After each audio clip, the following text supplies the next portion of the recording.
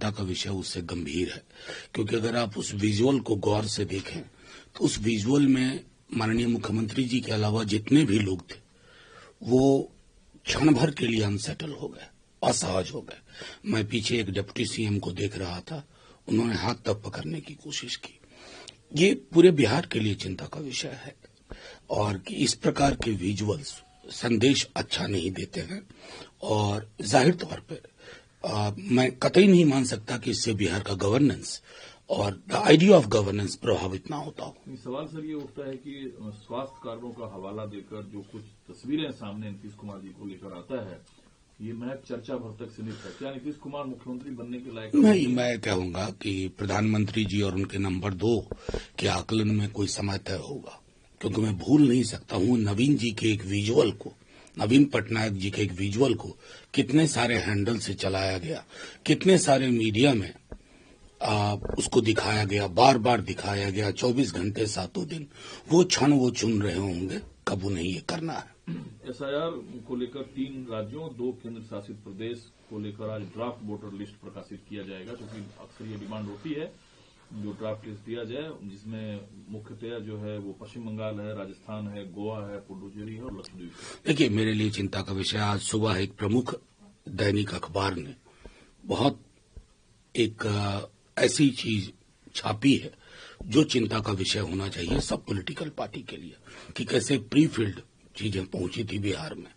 मैं समझता हूं कि अगर इसके बाद भी हम नहीं जीते तो ये जो पूरा आइडिया है ना स्वतंत्र और निष्पक्ष चुनाव का, ये संग्रहालय की विषय वस्तु होकर रह जाएगा। आप लोग रोजगार को लेकर सवाल उठाते रहते हैं, लेकिन सरकार अब मनरेगा की जगह जी राम जी बिल ला सकती है। इसमें 125 दिन काम की गारंटी जो है दी जाएगी। हालांकि जयराम रमेश ने सवाल उठाया है कि इसे स्थायी समिति के पास भेजा जाए, जिसमें जी राम जी बिल के अलावे जो उच्च शिक्षा आयोग बिल है और परमाणु ऊर्जा बिल है, तीनों। देखिए, मैं बाकी तीनों बिल पे अभी नहीं बोलूंगा, क्योंकि आपका मूल सवाल विकसित भारत ग्रामीण रोजगार आजीविका मिशन पे है। आप करना क्या चाहते हैं? पहले तो मुझे दुख हुआ था कि आपने महात्मा गांधी का नाम हटा दिया, अब दुख नहीं है। कम से कम महात्मा गांधी के नाम से एक डेथ विल वाला बिल नहीं लेके आ पा रहे हैं। आपने क्या किया? फंडिंग पैटर्न बदल दिया पूरा का पूरा, 90-10 की जगह 60-40 कर दिया। मतलब क्या चाहते हैं आप? सर्वत्र दिखते रहे आप, पेट्रोल पंप से लेकर शौचालय तक, विद्यालय से लेकर विश्वविद्यालय तक। डिमांड ड्रिवन थी आपने, उस पूरे आइडिया को किल कर दिया। मैं समझता हूं पता नहीं सलाहकार कौन है और किनकी सलाह से प्रधानमंत्री जी कैबिनेट में ये फैसले ले रहे हैं। आपने पूरे के पूरे इस आइडिया को ऑबिचुअरी लिख दी है। इसका नाम आप कुछ भी रख लीजिए। लेकिन क्रिटिसाइज आप भी कर रहे हैं। फिर जो जयराम रमेश की तरफ से सवाल उठाया गया कि स्थायी समिति के पास भेजा जाए, ताकि क्या कुछ इसमें है, इसका गहन अध्ययन गहन चर्चा तो हो। नहीं, मैं आपके माध्यम से एक सवाल कहना चाहता हूं। एक तरफ आप एक हायर एजुकेशन से संबंधित बिल ला रहे हैं, वो एजुकेशन की कब्रगाह बनाने जा रहा है। ये जो विकसित भारत ग्रामीण रोजगार, ये पूरा जो आइडिया था गारंटी का, उसको खत्म करने जा रहा है। न्यूक्लियर सेक्टर में न जाने कौन से पहले से आपने प्राइवेट प्लेयर्स तय कर लिए हैं, क्योंकि हमने काफी रिपोर्ट्स देख ली हैं, तो वो पहले से विजिट करके, यानी कि आपके बिल का निर्धारण कहीं और हो रहा है, आपकी सोच का निर्धारण कहीं और हो रहा है। मेजॉरिटी का मतलब ये नहीं है लाइसेंस टू किल। आप मेजॉरिटी को रॉन्गली कंस्ट्रू कर रहे हैं और इसलिए उसको स्टैंडिंग कमेटी, सेलेक्ट कमेटी में, ज्वाइंट पार्लियामेंट्री कमेटी में भेजिए, जो भी आपकी चॉइस। वाइडर कंसल्टेशन करिए स्टेक होल्डर के साथ। आप अगर पक्ष हैं तो एक देश में एक प्रतिपक्ष भी होता है, नागरिक समाज भी होता है। मनरेगा संघर्ष समिति वालों से पूछिए, उनको क्या लग रहा है कि आपने किस प्रकार से इस चीज को खत्म करने का बीड़ा उठा लिया। मैं आरजेडी की क्या राय है ये जानना चाहूंगा, क्योंकि जो रामलीला मैदान में रैली की गई वो कांग्रेस एक सफलतम रैली मान रही है। उमर अब्दुल्ला ने कहा ये इंडिया ब्लॉक की रैली नहीं है, हर पार्टी को अपना एजेंडा चुनने का हक है। कांग्रेस ने एसआईआर वोट चोरी को एजेंडा चुना है, उस पर काम करे, लेकिन ये इंडिया अलायंस का एजेंडा नहीं है। देखिए, मैं सीधे तौर पे, उमर साहब आजकल बार बार अफसाने में आ रहे हैं और हर बार प्रतिक्रिया भी देनी पड़ रही है। हमने आप ही के माध्यम से, आपने 2 दिन पहले मुझसे सवाल पूछा था, मैंने आपसे कहा था कि जब हम वोट चोरी, इलेक्शन कमीशन की बात करते हैं तो इसका दायरा बहुत बड़ा है। उस व्यापक दायरे में हम बात कर रहे हैं। लेवल प्लेइंग फील्ड है या खत्म कर दी गई?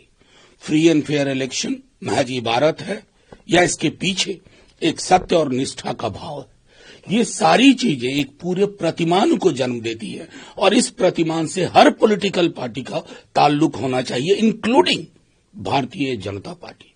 क्योंकि आप प्रोफेसर हैं इसलिए मैं सवाल आपसे पूछ रहा हूं। पश्चिम बंगाल सरकार को एक तरीके से झटका लगा है जो राष्ट्रपति मुर्मू ने राज्य के विश्वविद्यालय में कुलपति के रूप में मुख्यमंत्री की नियुक्ति वाली विधेयक को खारिज कर दिया है। अब तक जो परंपरा रही है वो राज्यपाल के पास ये अधिकार है, लेकिन ममता बनर्जी का जो बिल था उसे राष्ट्रपति ने खारिज किया। देखिए, मैं इस मामले में मेरी राय बिल्कुल अलग है। मैं हर जगह चाहूंगा कि चुनी हुई सरकार को यह अधिकार हो। मैं क्यों ये कह रहा हूं? अगर विश्वविद्यालयों की कार्यप्रणाली से शिकायत है तो शिकायत किससे होगी? चुनी हुई सरकार से। तो यानी सरकार से शिकायत होगी, लेकिन सरकार नियोक्ता नहीं है। इस मामले में मेरी राय बिल्कुल स्पष्ट है। मेरे लिए चिंता का विषय उससे गंभीर है, क्योंकि अगर आप उस विजुअल को गौर से देखें तो उस विजुअल में माननीय मुख्यमंत्री जी के अलावा जितने भी लोग थे वो क्षण भर के लिए अनसेटल हो गए, असहज हो गए। मैं पीछे एक डिप्टी सीएम को देख रहा था, उन्होंने हाथ तक पकड़ने की कोशिश की। ये पूरे बिहार के लिए चिंता का विषय है और कि इस प्रकार के विजुअल्स संदेश अच्छा नहीं देते हैं और जाहिर तौर पर मैं कतई नहीं मान सकता कि इससे बिहार का गवर्नेंस और द आइडिया ऑफ गवर्नेंस प्रभावित ना होता हो। सवाल सर ये उठता है कि स्वास्थ्य कार्डों का हवाला देकर जो कुछ तस्वीरें सामने नीतीश कुमार जी को लेकर आता है, ये महज चर्चा भर तक सीमित है। क्या नीतीश कुमार मुख्यमंत्री बनने के लायक नहीं? मैं कहूंगा कि प्रधानमंत्री जी और उनके नंबर 2 के आकलन में कोई समय तय होगा, क्योंकि मैं भूल नहीं सकता हूं नवीन जी के एक विजुअल को, नवीन पटनायक जी के एक विजुअल को कितने सारे हैंडल से चलाया गया, कितने सारे मीडिया में उसको दिखाया गया, बार बार दिखाया गया, 24 घंटे 7 दिन। वो क्षण वो चुन रहे होंगे कब उन्हें ये करना है। एसआईआर को लेकर 3 राज्यों 2 केंद्र शासित प्रदेश को लेकर आज ड्राफ्ट वोटर लिस्ट प्रकाशित किया जाएगा, क्योंकि अक्सर ये डिमांड होती है जो ड्राफ्ट लिस्ट दिया जाए, जिसमें मुख्यतया जो है वो पश्चिम बंगाल है, राजस्थान है, गोवा है, पुडुचेरी है और लक्षद्वीप। देखिए, मेरे लिए चिंता का विषय, आज सुबह एक प्रमुख दैनिक अखबार ने बहुत एक ऐसी चीज छापी है जो चिंता का विषय होना चाहिए सब पॉलिटिकल पार्टी के लिए, कि कैसे प्री फील्ड चीजें पहुंची थी बिहार में।